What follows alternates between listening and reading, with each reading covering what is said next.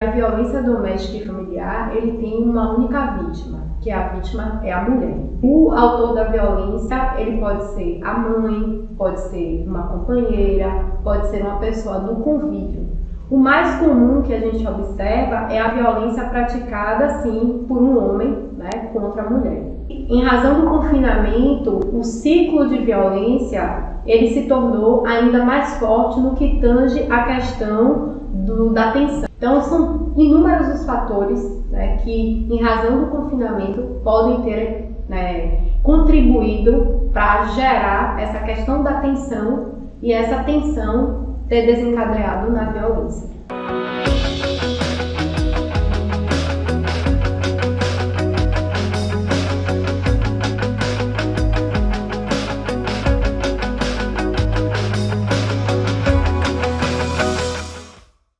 Um dos sintomas da crise sanitária que estamos vivendo foi o aumento de diversos problemas sociais, entre eles a violência doméstica.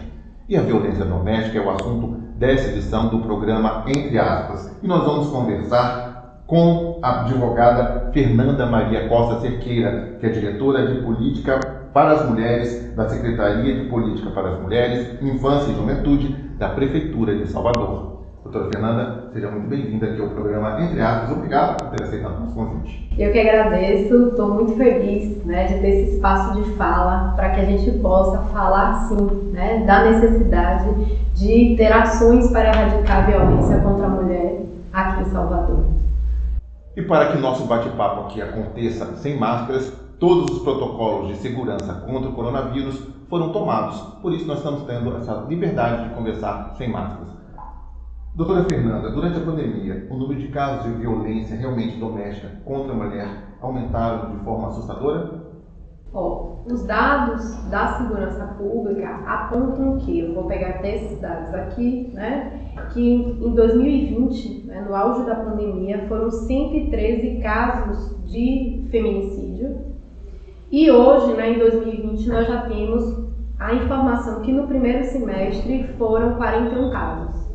Então, houve uma redução de 29,3%, o que indica, né, que realmente, em razão do confinamento, esses casos de feminicídio, eles aumentaram, sim. E quais são, dentro de casa, já que o confinamento, como a senhora disse, aumentou esses casos de violência, já que o contato entre marido e mulher, homem e companheira, aumentou muito, ficou mais visível, quais foram os principais tipos de violências encontrados além do feminicídio? Eu queria só pontuar antes que a violência doméstica e familiar, ele tem uma única vítima, que a vítima é a mulher, né? Mas o autor da violência pode ser tanto a mulher quanto um homem. Então, quando a gente fala de violência doméstica, familiar e íntima, o autor da violência, ele pode ser a mãe, pode ser uma companheira, pode ser uma pessoa do convívio. O mais comum que a gente observa é a violência praticada, sim, por um homem, né, contra a mulher. Eu acredito que, em razão do confinamento, o ciclo de violência, ele se tornou ainda mais forte no que tange a questão da tensão, né?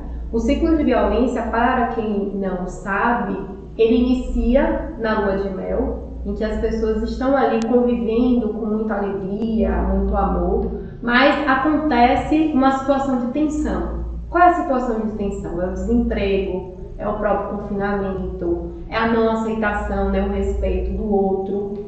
E essa tensão, muitas vezes, ela passa a ser propagada através de uma das formas de violência, que é o xingamento, né, que é a violência verbal, a violência moral, é a questão da violência física, é o murro, é o tapa, é a violência sexual, é a pessoa ser forçada a manter relações sexuais com o outro, a violência patrimonial, né, as pessoas não falam muito nesse tipo de violência, mas a violência patrimonial é quando a pessoa ela não tem dinheiro naquele dia, por exemplo, para pagar o cartão de crédito da qual ele tomou emprestado o dinheiro da companheira, gera tensão e automaticamente vem também a violência física e, por fim, a violência psicológica, né? Porque quando você convive com outros tipos de violência dentro desse lar, automaticamente a pessoa acaba sofrendo a violência psicológica. Então, são inúmeros os fatores, né, que, em razão do confinamento, podem ter, né, contribuído para gerar essa questão da tensão e essa tensão ter desencadeado na violência.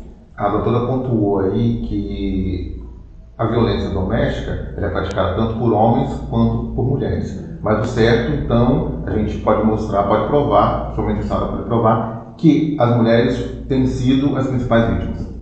As mulheres, elas sempre serão as vítimas, sempre, né? Porque a Lei Maria da Penha é uma lei de proteção para a mulher. Eu sempre, quando passo e falo sobre a violência doméstica, sempre tem aquela brincadeira do homem, né?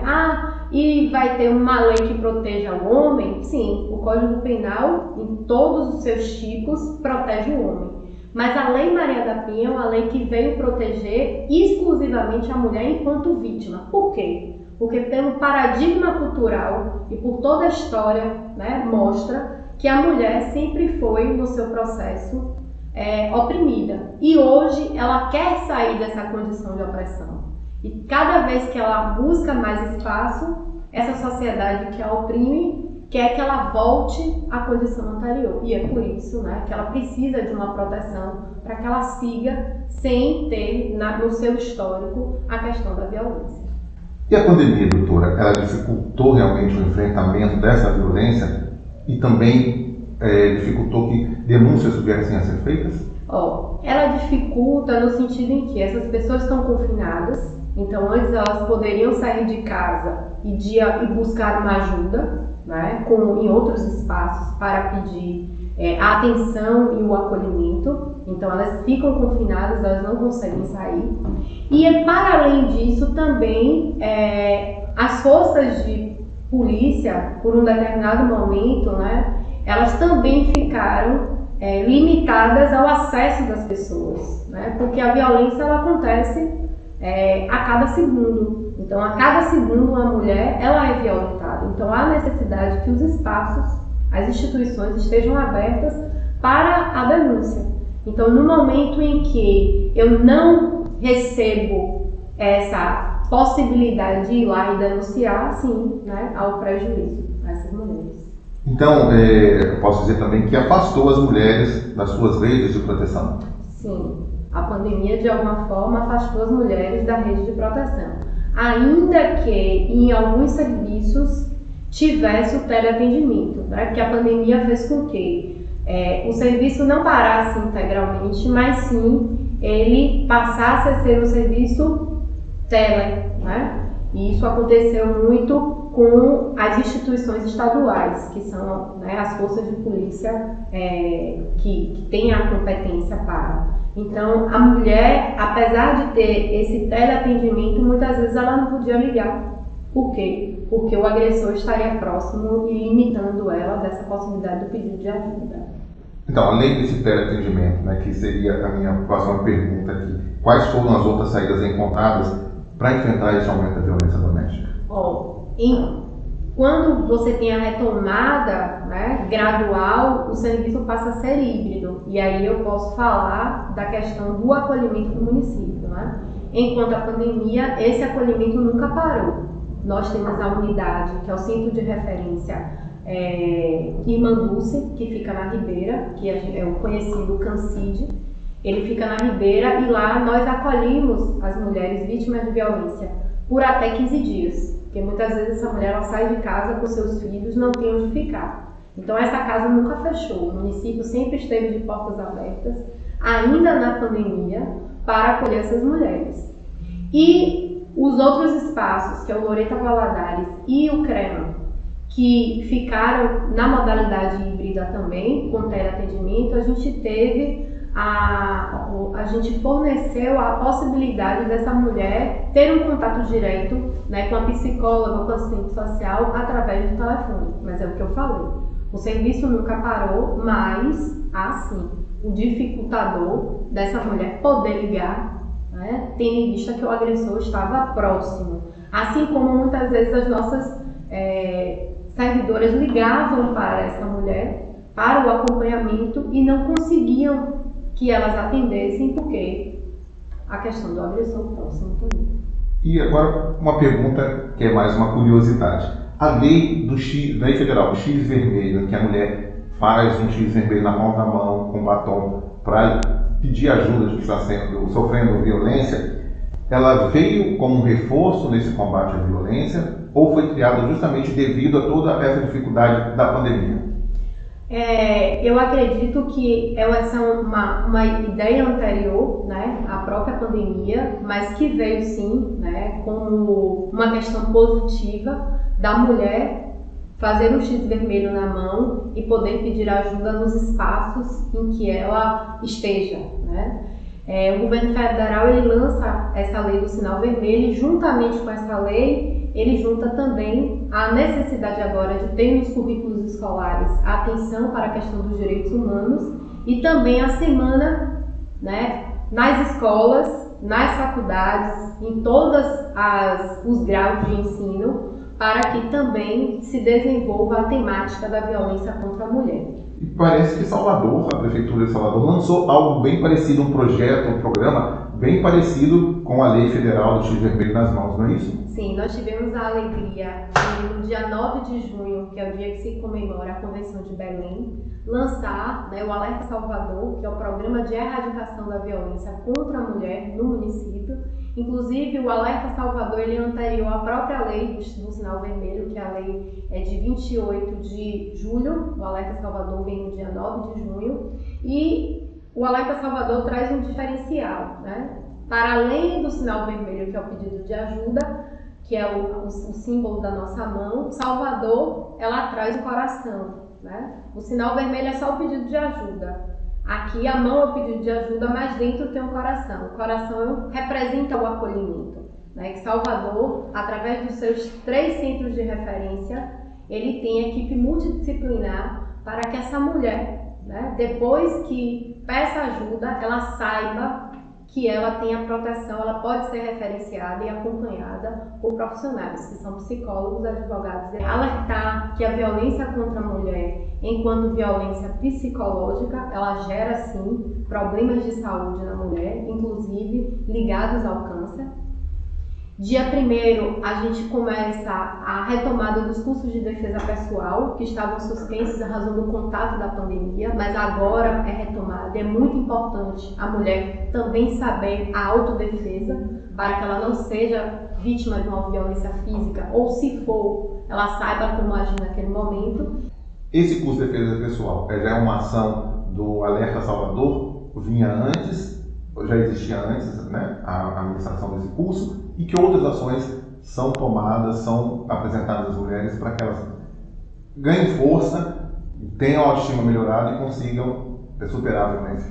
O curso de defesa pessoal ele sempre existiu nas casas de acolhimento, né? Loreto Valadares, o CREAM e o CANCID. Ele para em razão da pandemia, infelizmente, mas agora com a questão da flexibilização dos protocolos, há a possibilidade de retomada. Ele entra, assim, né, nas ações do Alerta Salvador, porque o Alerta Salvador busca a erradicação da violência e essa é uma das ações. E além do curso, existe uma outra ação que ajuda a mulher também? Sim, o Alerta Salvador ele tem um conjunto de ações que passa desde a educação de mulheres, homens, meninas e meninos, a questão da escuta qualificada para que a mulher possa ser identificada, diagnosticada e referenciada para as casas de acolhimento. Além disso, nós temos o termômetro da violência, né? Eu sempre brinco que quando a gente está doente, a gente coloca o termômetro para medir a temperatura, ainda mais aqui, né, no Centro de Saúde, né, os médicos, enfermeiros, que trabalham com esse instrumento. Na violência, nós temos o violentômetro, que é o termômetro da violência, em que a mulher, né, passa agora a conhecer que piadas, que xingamento, tudo isso é o início da violência. E que se ela não tomar uma postura, se ela não procurar a ajuda de um profissional para o fortalecimento da autoestima, vai acabar no feminicídio. E quando o feminicídio acontece, eu costumo dizer que a mulher está morta, não há mais nada a fazer, o homem está preso, não há mais nada a fazer e a família está destruída, também não há nada a fazer. E a necessidade, então, de que esse violentômetro ele seja conhecido em todos os espaços, para que a pessoa entenda, né, que determinados comportamentos não fazem parte, não é normal no relacionamento. Até aqui, nós falamos muito de orientações para as mulheres. Existe também algum projeto, algum programa para orientação, educação dos homens, para que seja trabalhado com eles, que essa violência também se reduza? Sim, a Lei Maria da Penha, ela fala que a questão da violência doméstica, ela perpassa por equipes multidisciplinares, pela reabilitação de homens e educação de homens também. E o município, ele em março desse ano, ele assina um termo de cooperação com o Tribunal de Justiça para que as 4 varas de violência passem a encaminhar esses homens com medidas protetivas e condenados em razão da violência, passem a ser encaminhados das 4 varas ao Núcleo de Enfrentamento e Prevenção ao Feminicídio de Salvador. Esse equipamento ele fica no 4º andar do edifício Cidade do Salvador e nós vamos trabalhar lá, né, com os homens autores de violência através de grupos reflexivos, rodas de conversa, roda de cidadania, e o objetivo maior é que os números de reincidência da violência eles diminuam, né, passem a diminuir de uma forma considerável no município. Então são trabalhados ou vão passar a ser trabalhados justamente para que não sejam reincidentes e que todo esse processo, todo esse aumento da violência reduza ou até seja extinguido.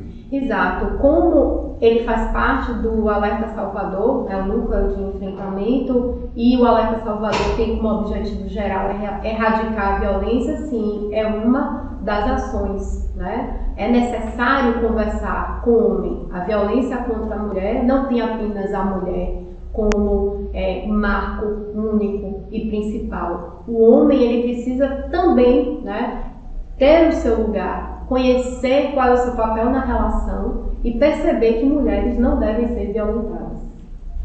Doutora, sempre ouvimos aquele ditado, né, que briga de marido e mulher não se mete a colher, mas é importante que a sociedade também esteja presente, que veja, que denuncie. Então, esse ditado acho que já veio por terra. Tem que se meter a colher, sim, é isso? Isso é um ditado popular, né? E como eu falei, toda essa construção machista, ela precisa ser quebrada. Precisamos quebrar esse paradigma cultural em que a mulher sempre foi vista como coisa, objeto. Então, a mulher agora é sujeito ativo e participante da sociedade. E sim, nós devemos meter a colher para salvar a mulher, né? Ajudar essa mulher e, para além disso, dizer que essa mulher tem aonde encontrar o seu acolhimento, que é nas casas de atenção e referência do município, através das equipes multidisciplinares. Doutora, infelizmente nosso programa, o bate-papo está maravilhoso, está chegando ao fim. Eu te peço, que recado a senhora tem para dar para as mulheres que nos assistem, aquelas mulheres, somente as servidoras da saúde, que estão num momento muito complicado de enfrentamento da doença, tão abalada, chegam em casa, muitas devem passar por esse processo de violência. A senhora tem a dar para elas, ou que acrescentar, que não foi dito, a senhora acha que vale a pena ser acrescentado? Eu quero agradecer imensamente, né, o convite de estar aqui passando por esse espaço para deixar, né, essa informação tão importante que é a questão voltada à erradicação da violência. Quero dizer a essas mulheres que elas são guerreiras, né, porque elas, para além das famílias, elas também ficaram à linha de frente da Covid, né, salvando pessoas. Então, elas são guerreiras, elas estão de parabéns. E dizer que elas não percam a autoestima, porque a violência doméstica ela entra muito na vida da mulher no momento em que ela permite que a autoestima dela ela venha a ser diminuída. Então, é importante saber conhecer os instrumentos, buscar ajuda para que ela se torne cada vez mais forte. E nessa questão do enfrentamento, é preciso também trabalhar em rede. Então, essa mulher, ela tem que saber que ela tem apoio, ela tem para onde ir e aonde ela passar por esses espaços, alguém, né, vai acolher. Então, a mensagem que eu deixo, né, vamos juntos erradicar a violência contra a mulher no município de Salvador. E antes de terminar, gostaria que a senhora reforçasse aqui os locais onde as mulheres podem procurar ajuda aqui em Salvador. Nós temos 3 centros de referência. Um é o Loreta Valadares, que fica nos Barris, funciona de 8 às 17, com equipe multidisciplinar. O outro é o CREAM, que é o Centro de Referência Arlete Magalhães, que fica em Cajazeiras, também funciona de 8 às 17, de segunda a sexta. O CREAM tem um diferencial que, além de cuidar da mulher, ela cuida dos filhos dessa mulher, porque nós identificamos que as crianças que vivem num ambiente de violência, ela também, né, precisa de um acompanhamento psicológico, elas também são vítimas da violência. E o equipamento CANCID, que é a Casa de Acolhimento e Atenção à Mulher Irmã Dulce, que fica na Ribeira, também tem equipe multidisciplinar e funciona 24 horas, porque o CANCID é uma casa de acolhimento, em que essa mulher fica por até 15 dias acolhida e ela, após o acolhimento, ela continua acompanhada pela equipe multidisciplinar. E aquela mulher que não está aqui em Salvador e que não, né, seja no interior, que no município não tem uma casa de acolhimento, qual deve ser o processo, né, as atitudes dela, o procedimento dela para que ela possa ser acolhida e defendida? Pronto. Nos municípios, tem municípios que têm a casa de acolhimento, elas podem passar por essas casas, e os municípios que não têm, a mulher deve buscar assistência social, né? Em sua maioria, eles têm o CRAM, né, que são os centros de referência, e essa mulher deve, então, buscar apoio no município através desses centros de atenção. Doutora Fernanda, muito obrigado pela sua participação aqui no Entre Aspas. Foi muito enriquecedor, muito esclarecedor. Obrigado mesmo. Eu agradeço mais uma vez e me coloco à disposição para que eu possa vir mais vezes a esse espaço. Né? Muito obrigada. Essa edição do programa Entre Aspas fica por aqui. Até o nosso próximo encontro.